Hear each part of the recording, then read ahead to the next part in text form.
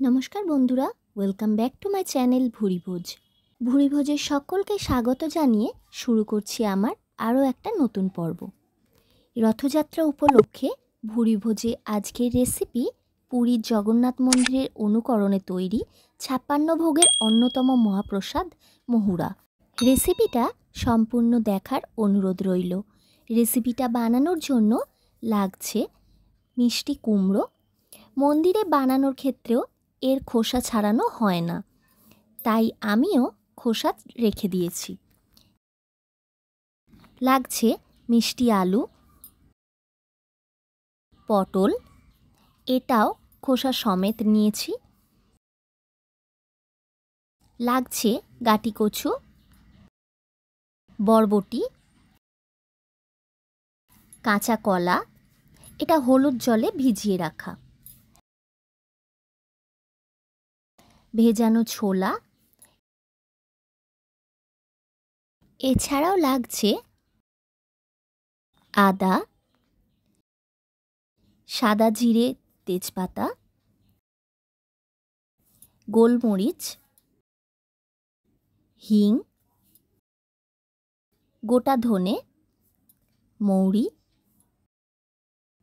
লবঙ্গ, দারুচিনি আর আগে থেকে ভেজে রাখা বড়ি।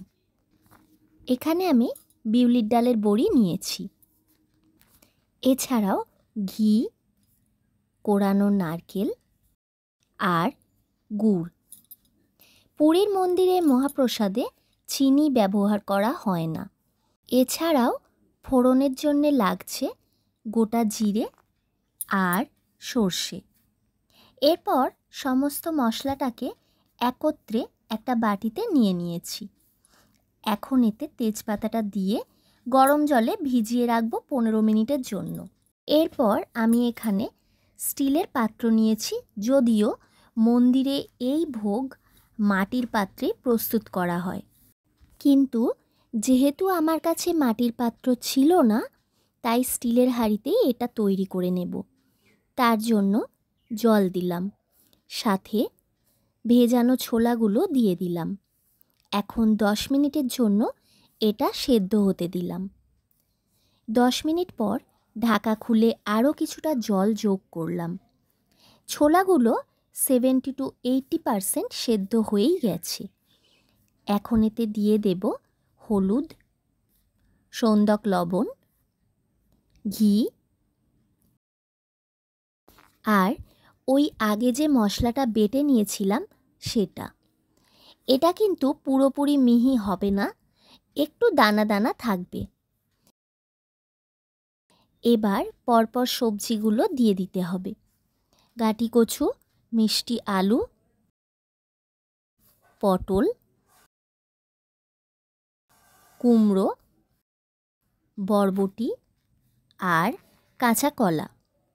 পুরীর মন্দিরে ভোগ রান্নার সময় হাতা খুন্তি ব্যবহার হয় না, তাই এইভাবে খুব সাবধানে একটু হালকা হাতে ঝাঁকিয়ে নিতে হবে।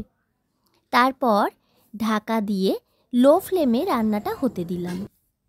5 মিনিট পর ঢাকা খুলে দিয়ে দেব ভেজে রাখা বড়ি, কোরানো নারকেল আর গুড়।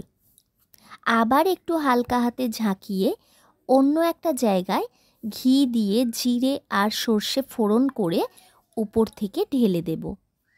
তারপর সবটা মিশিয়ে ঢাকা দিয়ে 5 মিনিটের জন্য এটা স্ট্যান্ডিং টাইমে রেখে দিলেই তৈরি জগন্নাথ দেবের 56 ভোগের অন্যতম প্রিয় ভোগ মহুরা।